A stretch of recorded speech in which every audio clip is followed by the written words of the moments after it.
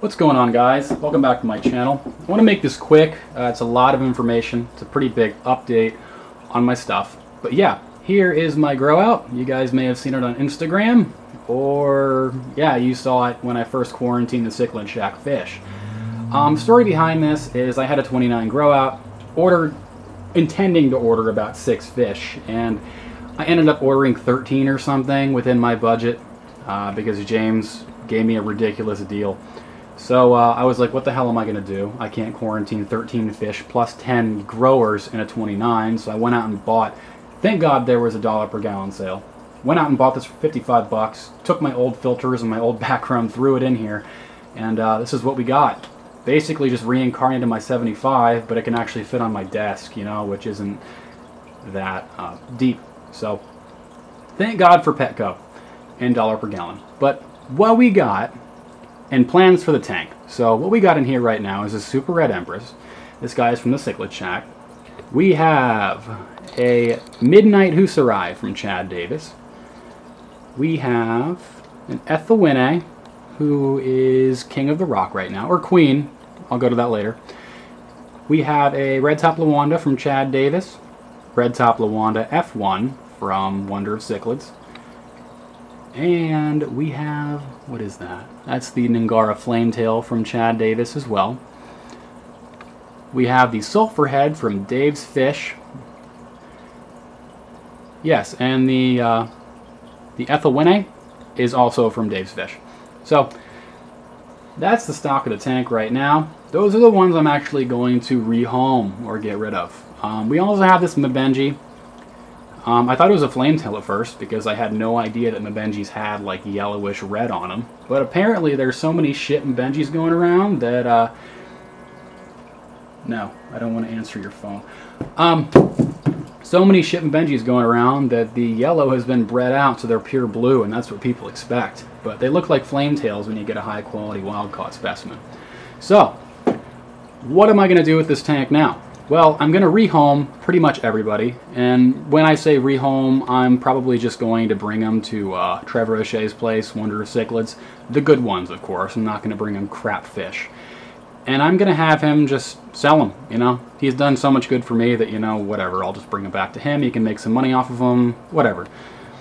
I'm going to keep this guy because he's showing some promise. I have 2 Lwandas that I'm going to keep that are going to basically be competing against each other. One downstairs from the Cichlid Shack, and this F1 right up here from Trevor O'Shea. Maybe they'll get along because they're different colorations. I don't know. So, plans for the tank.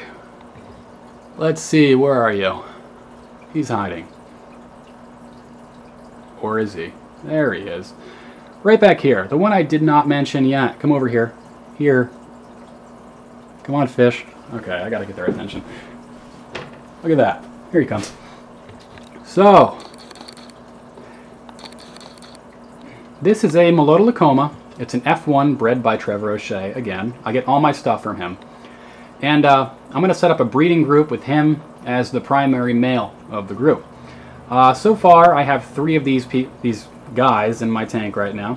Out of focus over here, sorry about that. They'll come back over. And I think I have 1 male, 2 females. One could be subdom, but he's not developing a blaze or anything. And I'm pretty sure blaze is genetic, not based on their hormones and their dominance. So, I'm pretty sure this guy is the only male. Just look at that ridiculous blaze right there. His father is ridiculous. So, yeah, I want to create a breeding group with these guys. So I'm going to buy 4 more of these guys at about 1 inch. And I'm going to grow them out. And it's going to take about a year to get them all to sexual maturity. But it's going to be worth it because I'm going to see a lot of fun behavior and stuff. You get a new perspective on cichlids once you start breeding them. You put them with their own species and just you don't have them in an all-male tank. So that'll be fun to watch. So I'm planning on having a 1 male to 4 female group. Very small.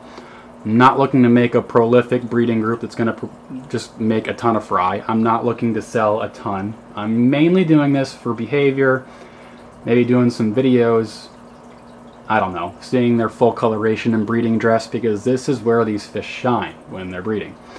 So yeah, And the second group that I want to get in here, and we'll just center this or something. Look at how ridiculous that guy looks. Second group I want to get in here is rare Peacock right now. I'm not sure if it's going to become more common because a few people are breeding them now. But I'm going to get a... It's not F1 or F0 because it's man-made, or it's a line-bred strain, but it's Ngara Turkis.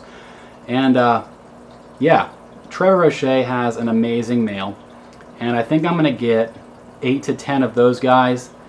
I'm going to breed them, not breed them, I'm going to grow them, pick out some males, pick out the best male, keep them, take the other males, sell them because they are in demand. I can ship them if you guys want, if you're local. I'm in Maine and I can ship UPS one day for like 12 bucks.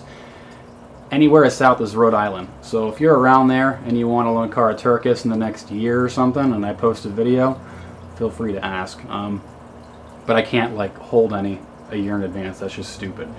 But yeah, I'm planning on getting 10 of those guys, put them in with the Mlotos. They shouldn't crossbreed because they're two totally different species. And we'll see where that goes. The cool thing about Turkis is they're rare, not many people have them, and they're just really cool looking. And this was up in the air between, I was up in the air between doing breeding groups or doing an all-male Lethrinops tank, but I think I would like to use this as a grow out for some smaller fish too, you know. So if I mix any peacocks, even smaller peacocks would totally color down the Lethrinops because the Lethrinops are just very timid fish. They do not color up in all male tanks. They don't color up with peacocks around. Even fish like Chitandes and Ethelwynnaes and stuff like that are too aggressive for them. And yeah, that's basically it. I also plan to get a few more males, probably a Z-Rock, maybe a Rotor Kaiser or something from Trevor when I'm down there, because as these guys are growing, I can also have other males in there as well that I can keep track of. And they won't reach sexual maturity for about a year, so I'll have a window to grow out a bunch of fish and then just pull those guys out and put them into a different tank and simultaneously create my breeding groups. You know, maybe sell whatever I don't keep. But yeah, again, some of these guys might be for sale.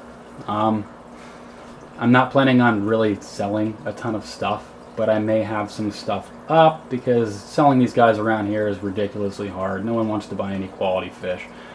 Yeah, that's it.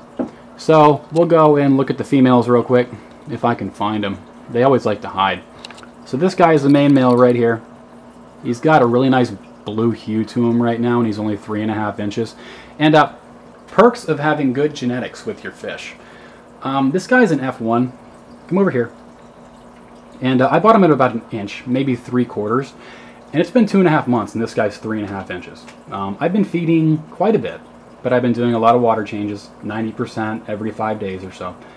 And yeah, this guy's just exploded. It's been stupid. The fins are getting ridiculous. Coloration's ridiculous. He's just healthy as you could possibly be. Look at that, they're fighting. Wish I caught that. But yeah, that's why I recommend buying from breeders, because F0s and F1s, I think they have stronger immune systems. I think they have better genetics. You know, when you keep crossbreeding these guys, you know, inbreeding these guys, I think the worst traits come out in them. I'm not a genetics expert, but just my anecdotal experience with fish, a lot of the hybrids I have, a lot of the tank raised stuff that doesn't have lineages back to wild caught fish, you know, they aren't F1, aren't F2 or anything, tend to be my least healthy fish. They get sick a lot. I've never lost a wild caught, never had an F1, F2, or any fish from Trevor get sick unless he purchased it from an external source. I had one tetrastigma get sick, and it was not an F1, F2, or anything like that. I don't think he bred them, but I'm not too sure. So that's pretty much it. So yeah, keep an eye out for the new breeding group coming. I think I'm getting them sometime in July. I'm going to a cookout, going to pick them up in person and get some real nice photos and videos of Trevor's breeding setup. So that's it, guys. Hope you enjoyed it. Keep an eye out for more updates in the all-male tank. I'm running out of ideas on what to do with it because it's just, I haven't done anything with it. I just look at it. It's pretty cool. but I don't want to bore you guys. So, yeah, keep you updated. Thanks for watching.